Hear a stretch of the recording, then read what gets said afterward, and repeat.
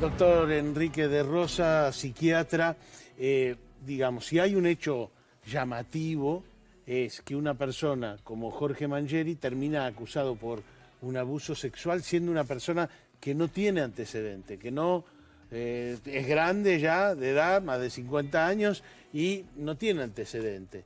Entonces, eso me llama la atención. Antes, igual veamos juntos esta segunda parte de lo que nos dijo Franklin Rawson. El juicio fue un momento de mucha tensión. Estar con este tipo ahí a 3 metros, la verdad que era duro. Y lo viví, o sea, estuve en todas las audiencias. En una sola tuve que salir porque, bueno, se estaban hablando detalles de la autopsia que la verdad que ya no me daba el cuerpo para tanto, y salí, pero en todas las demás audiencias, todos los testigos, todo, estuve ahí presente, escuchando todo. Y yo lo viví como, te diría que casi como una suerte de batalla, ¿no? De estar peleando porque se hiciera justicia.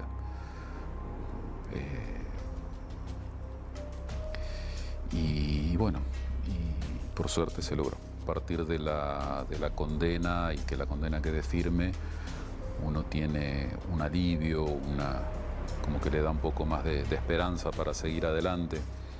Pero hay un dolor que va a seguir siempre, hasta el último día de nuestras vidas.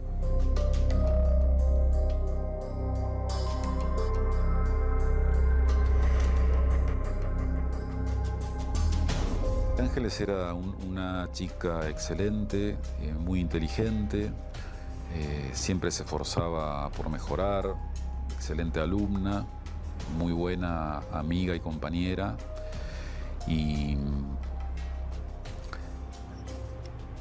tenía un sentido de la justicia,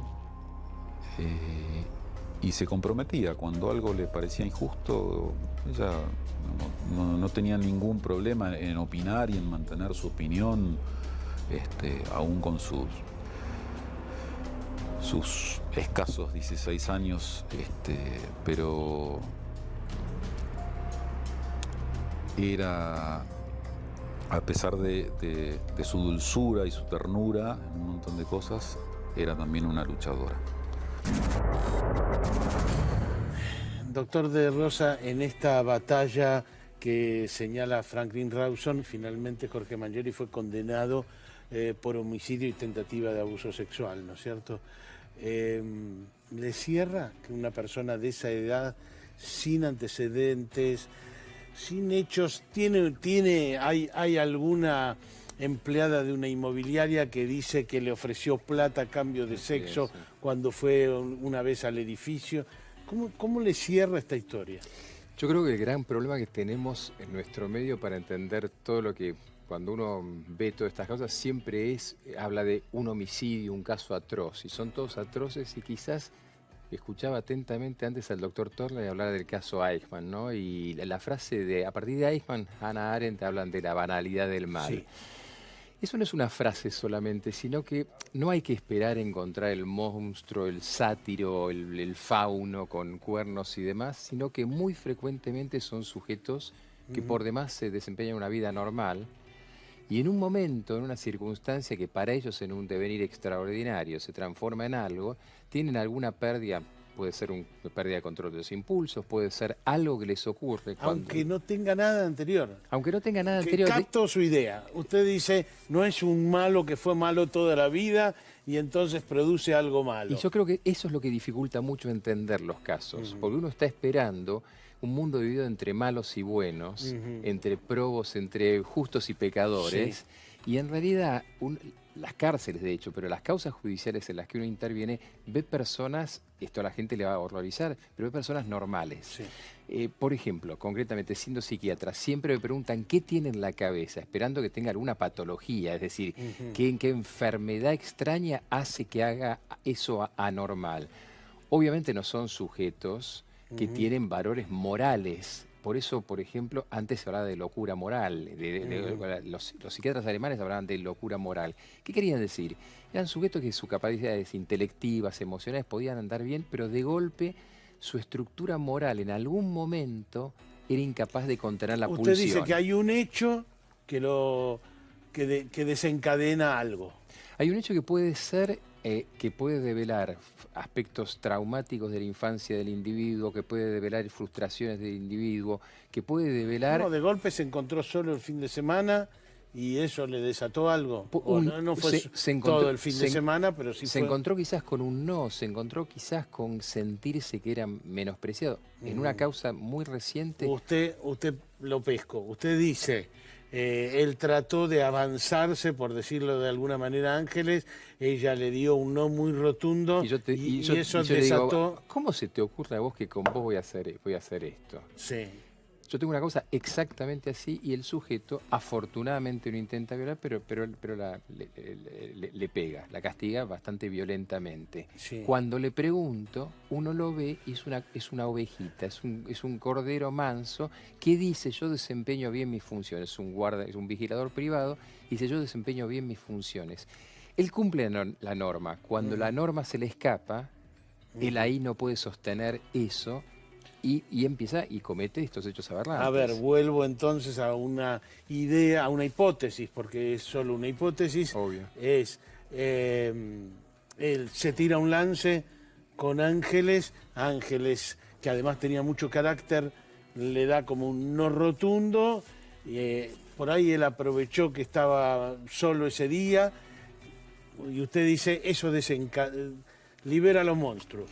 Es una opción. Interpretar también, esto a veces uno lo escucha en sujetos, interpretan que el no es un sí, que en realidad hay que pasar por encima de eso y que en definitiva luego una cosa lleva a la otra. El caso de Gustavo Rivas, van a decir, ¿qué tiene que ver? Gustavo Rivas le preguntan y él dice, es increíble desde el punto de vista psicológico, no, el 95% de los casos es mentira. Entonces uno se queda pensando, claro, este hombre ha negado una cantidad de evidencia que veía, pero la valora desde otro lugar. Esta mala valoración del medio no los transforma, y desde ya no los transforma en inimputables. Vuelvo a tomar una frasecita suya. Él trata de avanzarse a Ángeles, Ángeles le dice que no, él piensa que de todas maneras si avanza puede conseguir un sí final. Y que no va a pasar nada. Se arma una trifulca. Y ella se defiende. Ella se defiende. Eso a él lo hace enardecer más. Ahí sí es un sujeto que quizás pierde el control de sus impulsos y se transforma sin darse cuenta, hasta por una diferencia física y de peso y demás, en un sujeto peligroso. Es decir, en realidad esa es una hipótesis. No lo podemos saber. ¿Cuál es el inconveniente también acá? No hemos tenido... porque la defensa de ese momento negó la posibilidad de pericias psiquiátricas y psicológicas, con lo cual son todo hipótesis. Y a partir de esa negación uno empieza a extrapolar cosas. Ahora, doctor, haga psicología de masas. ¿Por qué las masas nosotros decíamos fue Opatowski? ¿Por qué teníamos en mente a esa persona? Porque Opatowski trabajó de culpable, es decir, Opatowski yo no sé si estaba desempeñando una obra teatral, pero yo estaba en un canal en el momento en que todo el mundo me habían llamado para decir, esta noche lo llevan preso a Opatowski. Bueno, es que esa noche lo llevaban, digamos, yo tuve mucho diálogo con la fiscal Paula Azaro, y ella se choca con Mangieri, porque cuando le pregunta una cosa esencial... Él se contradice. Que era, ¿por qué no vino a declarar? Ella lo había citado ya el martes, y él no va a declarar ni martes, ni miércoles, ni jueves, aparece recién el viernes. Ella le pregunta simplemente, ¿usted por qué no vino a declarar? Y él le dice, porque me apretó la policía. Mire, y se levanta el buzo y ella ve los rajuñones, manda a traer un médico. Es decir, Mangieri se metió preso solo. Absolutamente. ¿Por qué Opatowski entonces? Y porque estaba la cuestión de, mire cómo se nos mezcla, y yo no le voy a ocupar todo el programa, pero la cuestión de la sexualidad y el delito en nuestro medio, como tenemos una cuestión bastante particular respecto a la sexualidad, aparecía toda esta historia de una pareja swinger, ¿no? Y entonces esto, una cosa aparentemente llevaba a la otra. Es decir, de la misma manera que Mangieri, por el hecho de haber quizás solicitado favores sexuales a una trabajadora sexual, pasaba a ser un violador, quizás una pareja swinger pasaba a ser también alguna historia negra. Y esa historia negra le servía a todo el mundo. Y la forma de respuesta, de Opatogi y demás, lo etiquetaba. Y a nosotros nos es fácil etiquetar porque nos permite, nos libera de la angustia que nos produce la incertidumbre. Por eso a veces las investigaciones son tan difíciles.